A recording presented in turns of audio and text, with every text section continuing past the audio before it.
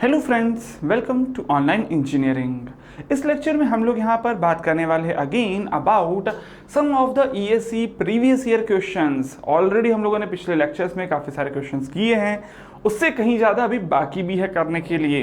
देखते हैं, चलिए इस पर्टिकुलर लेक्चर में फर्स्ट क्वेश्चन क्या बोलता है।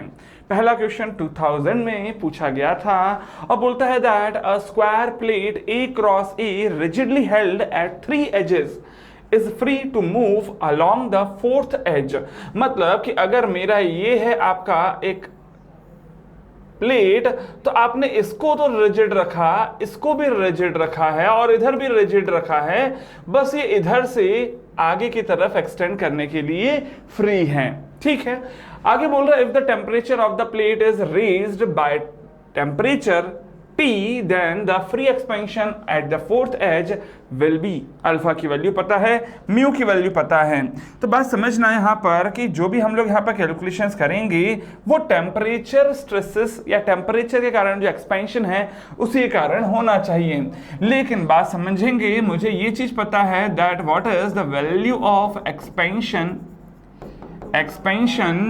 इन, अगर मान लेते हैं मैं ये डिस्टेंस ले लेता हूं एज स्मॉल ए, दिया ही हुआ है खैर, और ये डिस्टेंस भी कितना है that is also equals to small a. तो ये जो लॉन्गिट्यूडनल डायरेक्शन है इसमें यहां पर ऑफ कोर्स लॉन्गिट्यूडनल डायरेक्शन में डायरेक्ट एक्सटेंशन देखने को मिलेगा, और वो कितना होना चाहिए तो वो हम ये जानते हैं already that it will be equals to alpha into T into L. ठीक है, तो मुझे यहां पर यही पूछा गया था कि भाई एक्सपेंशन कितना है, लेकिन आगे और सुनना। अच्छा, L की जगह में वो क्या पुट करना चाहिए, small a, because length here is small a। तो small a into alpha into T will be the expansion in longitudinal direction due to expansion in longitudinal due to temperature rise in, चलिए direction का नाम दे देता हूं इन X direction. तो of course इस डायरेक्शन में, यहां पर एक्स डायरेक्शन में इंक्रीज के कारण जो टेम्परेचर राइज के कारण एक्सपेंशन होना चाहिए वो लिया है, लेकिन ऑफ कोर्स इस डायरेक्शन में भी तो एक्सपेंड करना चाहता होगा, चाहता तो जरूर होगा। अब लेकिन चाहता है, हुआ नहीं है, पक्की बात है। इस डायरेक्शन में कितना हो सकता था, तो ये अगर आप लिखते हैं तो that is equals to a into L into T, sorry a into alpha into T, लेकिन a into alpha into T तो इस डायरेक्शन में होता। ऑफ कोर्स ये तो लैटरल डायरेक्शन का एक्सपेंशन हो गया। अगर मैं इस डायरेक्शन को लॉन्गिट्यूडनल कंसीडर कर रहा हूं तो लॉन्गिट्यूडनल में इसका इफेक्ट कितना आता है, म्यू मल्टीप्लाई किया जाता है हमेशा। सो ऑफ कोर्स अगर मैं यहां पर बात करता हूं that what will be the expansion in longitudinal direction due to temperature rise in y direction. तो देखिए y डायरेक्शन में भी यहाँ पर इंक्रीज होना था लेंथ में, लेकिन उतना y डायरेक्शन में तो नहीं हो रहा, लेकिन ऑफ कोर्स x डायरेक्शन में उसका कुछ म्यू टाइम्स एक्सपेंशन होना चाहिए। तो इस डायरेक्शन में मेरे को पता है a into alpha into T है, तो इसकी वजह से इस डायरेक्शन में कितना होगा, इसका म्यू मल्टीप्लाई कर देंगे। सो ऑफ कोर्स टोटल अगर एक्सपेंशन में पूछता हूं in longitudinal direction, total expansion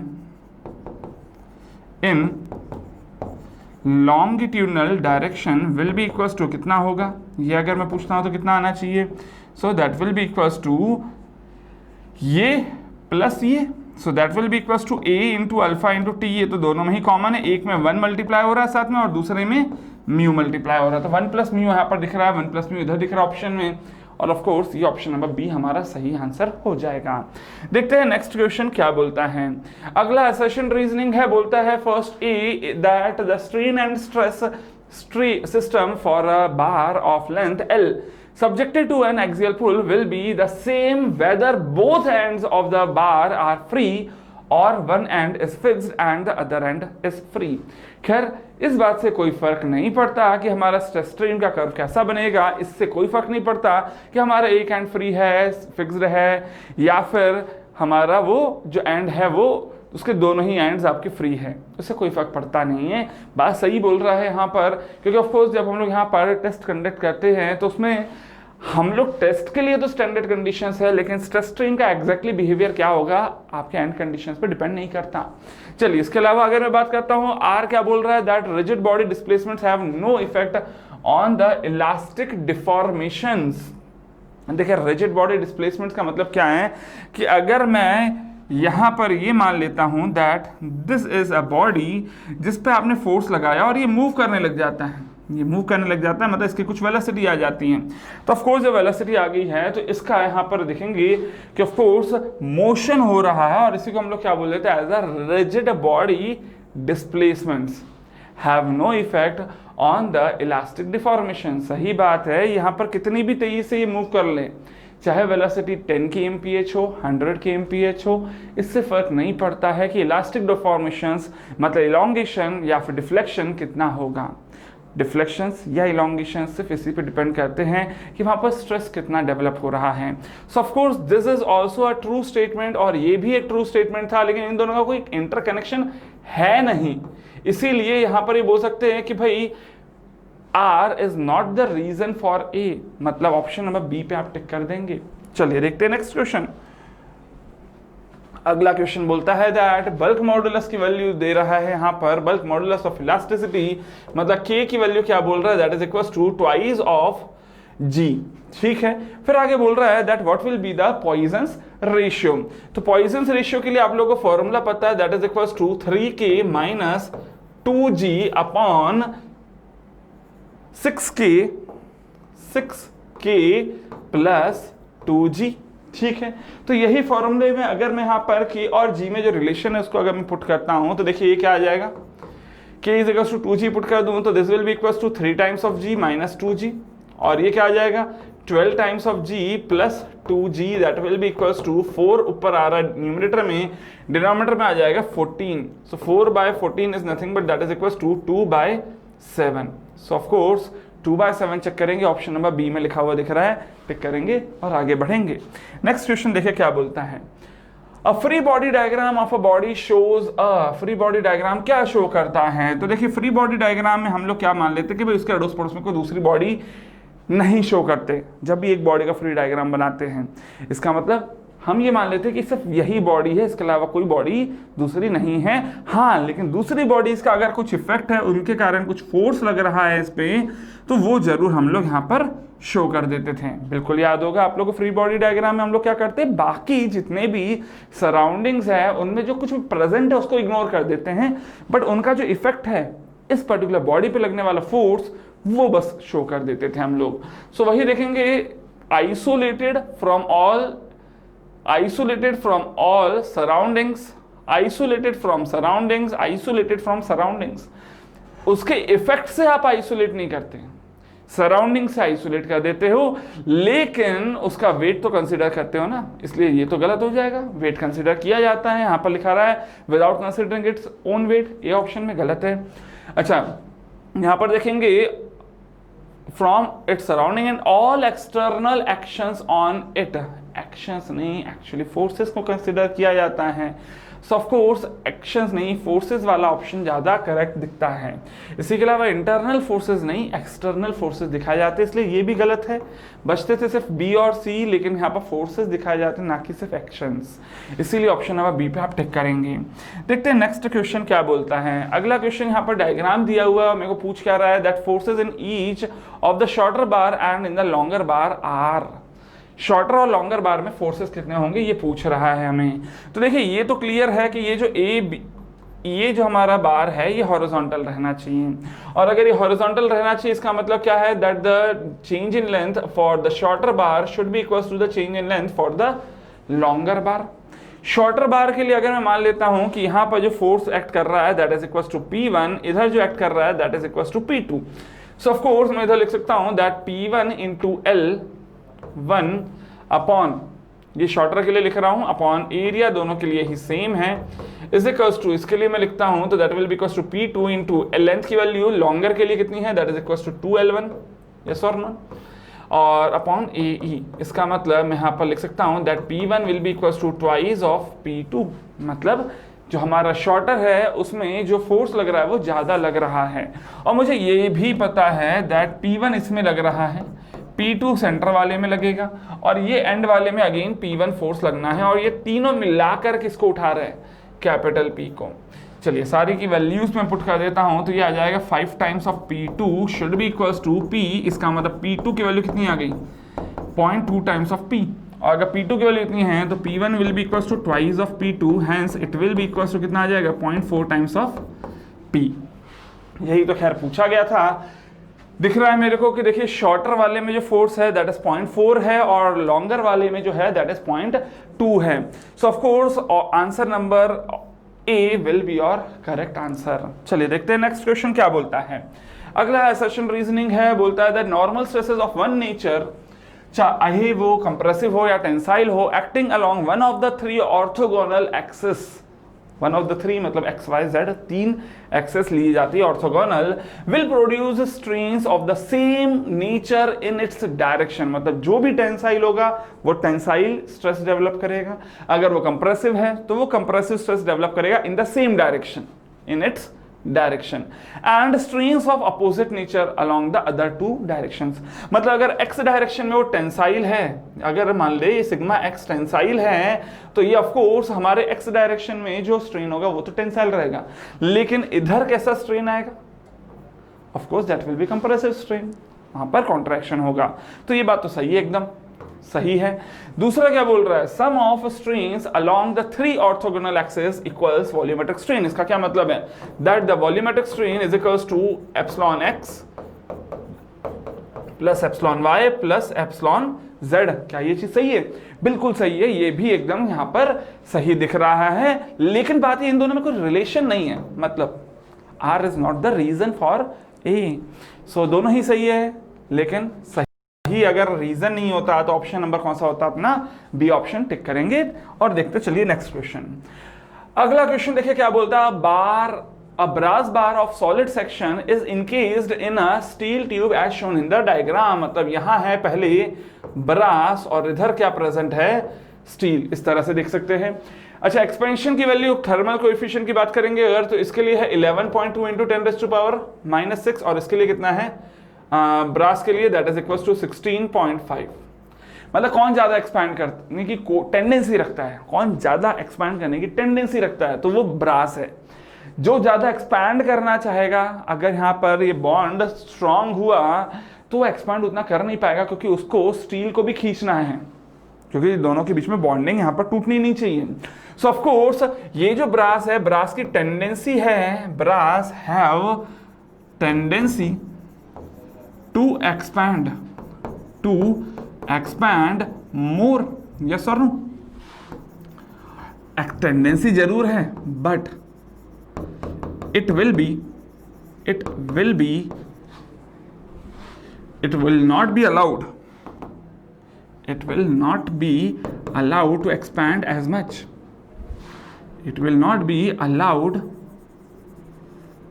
to expand more than steel. Expand more than steel, yes or no? So of course अगर ऐसा है तो मैं यहाँ पर ये तो लिख ही सकता हूँ कि अगर ये अलाउ नहीं हो रहा एक्सपैंड करने के लिए, इसका मतलब इसमें स्ट्रेसेस जो डेवलप होंगे, ब्रास में स्ट्रेसेस कैसे डेवलप होंगे, दैट विल बी कंप्रेसिव। ठीक है, क्योंकि ये एक्सपेंशन जितना चाहता था उतना नहीं हुआ, इसका मतलब उसमें जो स्ट्रेस डेवलप हो रहा है वो उसको कंप्रेस कर रहा है। जबकि स्टील क्या होगा, वो बेचारा ब्रास के साथ चिपका हुआ, ब्रास बोलता भाई जल्दी एक्सपैंड कर। इसका मतलब क्या है, जितना यहाँ पर स्टील एक्सपैंड करना चाहता था उससे कुछ ज़्यादा एक्सपेंशन हो जाएगा स्टील का, दैट मीन्स ब्रास जो है वो स्टील पे ज़्यादा टेंसाइल स्ट्रेस लगाएगा। सो इसका मतलब मैं ये बोल सकता हूँ कि जो ब्रास होगा वो तो रहेगा कंप्रेशन में, ब्रास में कंप्रेशन रहेगा, जबकि स्टील ज़्यादा एक्सपैंड करेगा जितना वो खुद चाहता था उससे। इसका मतलब स्टील में होगा टेंसाइल, मतलब 2 और 4 सही है, दिख रहा है ऑप्शन नंबर सी में। ठीक है, चलिए देखते हैं नेक्स्ट क्वेश्चन क्या बोलता है। अगला क्वेश्चन है, यहाँ पर अगेन एक डायग्राम दिख रहा है, और ये मैं मान लेता हूं कि इधर जो भी फोर्स लग रहा है इस पे, लेट दैट बी पी। अगर मैं पूछता हूं कि भाई इधर हिंज पर मैं मोमेंट 0 करूं, so summation of moment at point A should be equal to 0। So मैं यहाँ लिख सकता हूँ for equilibrium that p into distance कितना है 100 mm should be equals to 500 newton का डिस्टेंस कितना है, that is equals to 200। So इसका मतलब p की वैल्यू क्या आ जाएगी, that will be equals to 1000 newton. लेकिन ये तो फोर्स है आपका किधर, इसमें।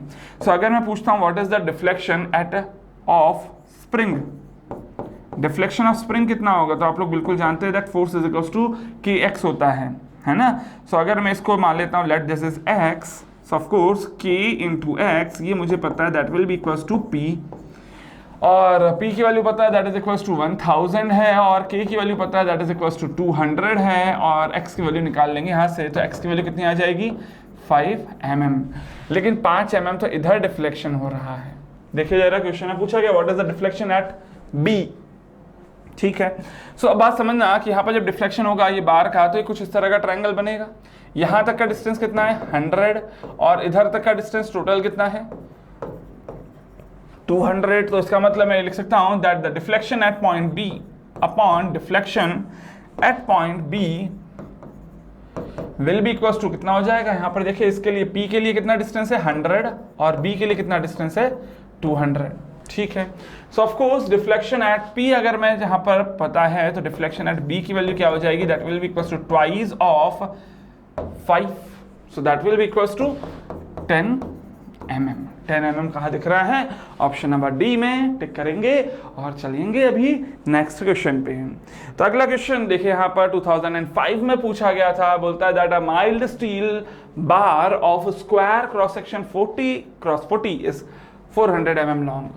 फिर बोल रहा है कि भाई इसमें एक लॉन्गिट्यूडनल टेंसाइल स्ट्रेस लगा इतना, और इसमें कंप्रेसिव स्ट्रेस भी लगा लैटरल डायरेक्शन में 200 न्यूटन पर mm स्क्वायर का इन परपेंडिकुलर डायरेक्शन। तो मेरे को पूछता है कि भाई what is the approximate elongation of the bar in longitudinal direction. तो बात समझना है यहाँ पर, मैं अगर लॉन्गिट्यूडनल डायरेक्शन में लिखता हूं तो मुझे साफ दिखता है कि भाई इसके कारण तो टेंसाइल यहाँ पर इलोंगेशन होना चाहिए। So that will be equals to 440 is the stress upon E की वैल्यू कितनी है 2 × 10⁵, बट ध्यान दीजिएगा न्यूटन पर mm स्क्वायर दोनों की ही वैल्यूज है, ठीक है। लेकिन ये तो मैं स्ट्रेन निकाल रहा हूँ ना। अच्छा वैसे ही यहाँ पर बात समझना, लैटरल डायरेक्शन में जो स्ट्रेस लग रहा है 200 का, तो ऑफ कोर्स माइनस 200 लिख सकता हूँ इसको मैं। ये क्यों लिया माइनस, क्योंकि सर लैटरल डायरेक्शन में जो भी यहाँ पर हमारा नेचर होता है स्ट्रेस का, उसका जस्ट अपोजिट यहाँ पर स्ट्रेन देखने को मिलता है। इसलिए अगर यहाँ पर कंप्रेसिव है तो ओवरऑल टेंसाइल दिख जाएगा आपको स्ट्रेन, लेकिन साथ में म्यू मल्टीप्लाई करना चाहिए। म्यू की वैल्यू कितनी है 0.3 और अपॉन ई करना होगा ताकि मैं डायरेक्टली स्ट्रेन की वैल्यू निकाल पाऊँ, ठीक है। सो ये तो आ जाएगा आपके पास यहाँ पर ये strain, and this will be calculated to be equals to 1/400, ठीक है। अब ये 1/400 है, इसका मतलब कि अगर मेरे को यहाँ पर चेंज इन लेंथ पूछ रहा है तो that will be equals to epsilon L into length, and that will be equals to 1/400। Originally length कितनी दी हुई है हम लोग को, तो that is equals to 400 mm, so into 400। So of course multiply करके वैल्यू मिल जाएगी आपको equals to be 1 mm। 1 mm is given in your option number D. तो इजीली यहाँ पर ओरली ही सारे कैलकुलेशंस इस क्वेश्चन में कर सकते थे। देखते चलिए अभी नेक्स्ट क्वेश्चन। अगला बोलता है if the Young's modulus is equal to the bulk modulus, ठीक है। यंग्स मॉडुलस और बल्क मॉडुलस दोनों ही इक्वल है, तो वहां पर हमारे म्यू की वैल्यू क्या होगी ये पूछ रहा है। तो लिख सकते हैं हम लोग, देखिए यहाँ पर k के लिए अगर मैं इक्वेशन लिखता हूं तो k can be written as e/3 × 1 - 2 mu, इस तरह से लिख सकते थे। अब यहाँ पर क्या करना है हम लोग को, e और k की वैल्यू दोनों बराबर लिख देनी है। सो ऑफ कोर्स मैं लिख सकता हूँ that it will be equals to 1/3 is equals to 1 - 2 mu. So मैं यहाँ लिख सकता हूँ -2 mu is equals to -2/3, hence mu की वैल्यू क्या आ जाएगी 1/3। म्यू की वैल्यू 1/3 कहाँ दिख रही है, ऑप्शन नंबर सी में। टिक करेंगे और चलिए आगे बढ़ेंगे।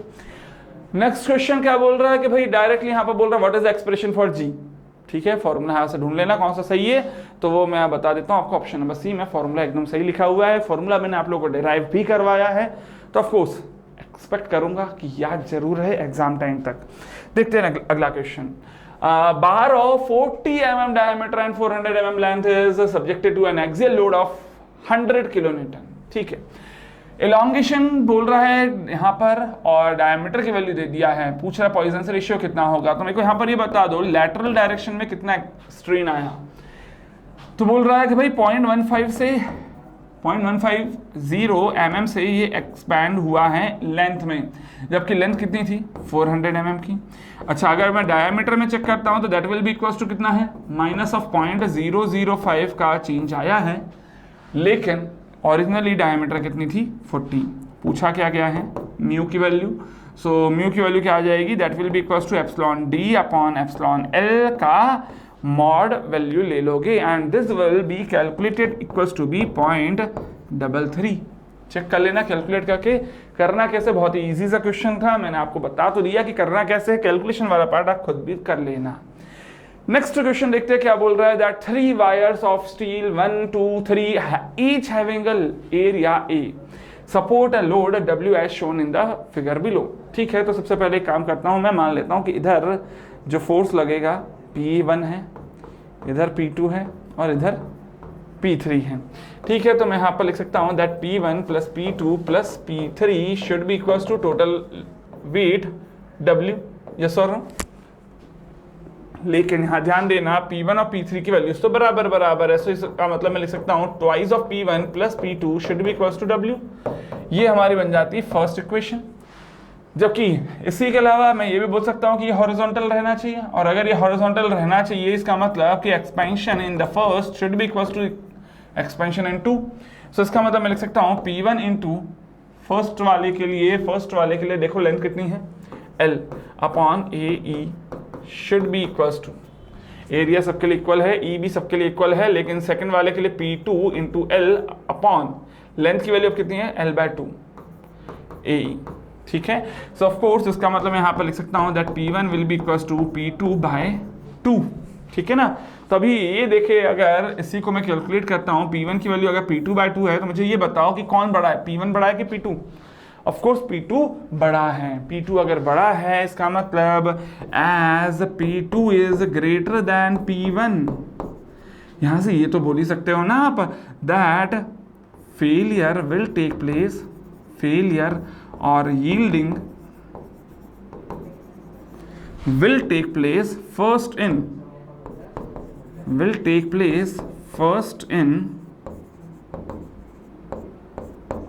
किसमें, इन योर सेकेंड स्ट्रिंग। ठीक है ना, स्ट्रिंग या फिर रॉड जो भी बोला गया है, वायर बोला है। ठीक है, सो ऑफ कोर्स इसमें अगर यहाँ पर फेलियर होगा तो मुझे यहाँ पर अगर मैं पूछता हूँ that what will be the stress in P2, so of course अगर यहाँ पर P2 में फेलियर हो रहा है तो इसमें स्ट्रेस कितना होगा, सिग्मा वाई, यील्ड स्ट्रेस के बराबर। और अगर ये P2 की वैल्यू सिग्मा वाई के बराबर है, इसका मतलब P1 की वैल्यू क्या हो जाएगी, P2/2 के बराबर, मतलब सिग्मा y/2 के बराबर। यस और no? So of course W की वैल्यू यहाँ पर से जरा चेक करो कितनी आनी चाहिए, ये वाली इक्वेशन है twice of P1 that will be equals to twice of sigma y/2। ठीक है ना, लेकिन ये तो स्ट्रेस की वैल्यू है ना, मुझे तो क्या चाहिए यहाँ पर टोटल फोर्स की वैल्यू चाहिए थी। सो ऑफ कोर्स इनटू एरिया कर दूंगा बाद में, लेकिन पहले यहाँ पर और आगे कैलकुलेशन करते हैं क्योंकि एरिया सबके लिए सेम है। प्लस P2 की वैल्यू कितनी है, sigma y into A, so that will be equals to, ये कितना आ जाएगा, twice of sigma y into a. ये तो आ गया यील्डिंग के लिए जो भी यहाँ पर फोर्स लग रहा है W1, इसको मैं लिख देता हूँ as equals to b twice of sigma y into a. अच्छा, दूसरा क्या बोल रहा है कि भाई यहाँ पर कोलैप्स लोड कितना होगा। देखिए कोलैप्स का मतलब क्या है कि भाई सभी के सभी वायर्स फेल हो रहे हैं। ठीक है, सभी के सभी वायर्स फेल हो रहे हैं, इसका मतलब क्या है कि P1 की वैल्यू भी सिग्मा y है, P2 की वैल्यू भी सिग्मा y है। इसका मतलब क्या हो जाएगा, sigma y into A is your P1, लेकिन इसमें भी 2 मल्टीप्लाई कर दे, और इसमें भी यहाँ पर कितना स्ट्रेस है, सिग्मा y ही है into A should be equals to W, लेकिन इसको मैं लिख देता हूँ एज कोलैप्स लोड। सो यहाँ से W2 की वैल्यू निकालेंगे तो that will be equals to thrice of sigma y into a. पूछा क्या था, कोलैप्स टू यील्डिंग के लिए कितना फोर्स लगेगा, यही बोला है। सो कोलैप्स के लिए कितना लग रहा है, 3 times of sigma y into a, और यहाँ पर यील्डिंग के लिए कितना लग रहा है, twice of sigma y into A. So of course this will be equals to 3/2। अब 3/2 कहाँ दिख रहा है, ऑप्शन नंबर बी में दिख रहा है। सो देखिए ये थे कुछ अगेन क्वेश्चंस, मैंने 2006 तक के क्वेश्चंस अभी तक ले लिए हैं। ऑफ कोर्स आगे क्वेश्चंस और भी बाकी हैं, उनको भी करते हैं हम लोग, लेकिन एक लेक्चर में limited number of questions 12, 13, 14, 15 questions हम लोग करेंगे, क्योंकि ऑफ कोर्स इन क्वेश्चंस का लेवल एकदम ही डाउन नहीं है, समझना पड़ता है, तो धीरे धीरे स्टेप वाइज छोटे छोटे पार्ट में समझेंगे, ज़्यादा अच्छा रहेगा आपके लिए भी। अगर आपको ऐसा लगता है कि हाँ आप ज़्यादा कर सकते हैं एक ही बार में, कोई दिक्कत नहीं है, आप 2-3 लेक्चर्स एक साथ लगातार देख सकते हो। लेकिन मुझे तो यहाँ पर सभी स्टूडेंट्स को देखना है, उन स्टूडेंट्स को भी देखना है जो कि आधा घंटा 45 मिनट तक तो अच्छे से गेन कर लेते, लेकिन उसके बाद वो गेन करने की उनकी कैपेसिटी कम होती जाती है। तो ऑफकोर्स अगर आपकी कैपेसिटी ज़्यादा है, आप 4 वीडियो देखो एक साथ, 10 वीडियो देखो, कोई दिक्कत नहीं है। कम है तो कोई दिक्कत नहीं है, आप एक एक करके वीडियोस देखते रहो, लेकिन कंप्लीट जरूर करना है पूरा सिलेबस। बिकॉज आप ये तो जानते हो कि सर सिलेक्शन करना है तो हमें ढंग से पूरा सिलेबस कंप्लीट करना है, समझ में आना चाहिए। जरूरी ये नहीं है कि आपको 100% क्वेश्चंस बनते हो, लेकिन ज़रूरी ये है कि अगर 90% भी बनते हैं तो वो आपको 100% कॉन्फिडेंस से आते हो। इसलिए जो भी करो अच्छे से याद रखना, अदरवाइज एग्जाम में जाके कन्फ्यूजन्स पैदा हो जाते हैं। खैर, इस लेक्चर को मैं यहीं पे एंड कर देता हूँ, मिलते हैं हम लोग अपने नेक्स्ट लेक्चर में। तब तक लगातार पढ़ते रहे, बढ़ते रहे। Happy engineering.